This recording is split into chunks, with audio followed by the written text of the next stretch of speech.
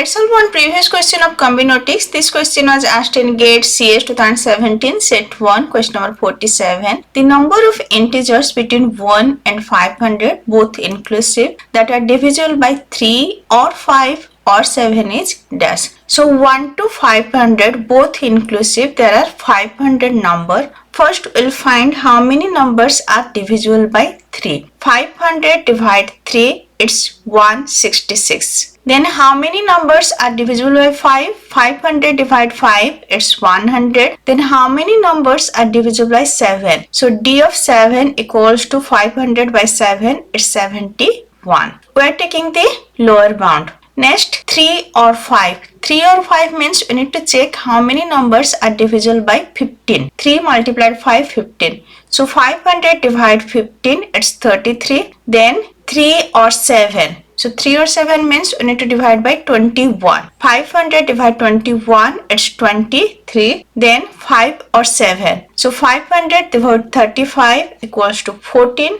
Next, we need to check how many numbers are divisible by 3, 5 and 7 all. So 3 multiplied 5 multiplied 7, it's 105. 500 divided 105, it's 4. Now we got all the value. Next, we'll put in the formula. So divisible by 3 or 5 or 7 equals to divisible by 3 plus divisible by 5 plus divisible by 7 minus divisible by 3 and 5 minus divisible by 3 and 7 minus divisible by 5 and 7 plus divisible by 3 and 5 and 7. So now put all the value in this formula. D of 3 equals to 166. Then D of 5 equals to 100. Then 71 integers divisible by 7. Then 33 integers divisible by 3 and 5. 23 integers divisible by 3 and 7. 14 integers divisible by 5 and 7. 4 integers which are divisible by all 3, 5 and 7. Now solve this. We'll get 341 minus 70, which is 271. So here answer is 271.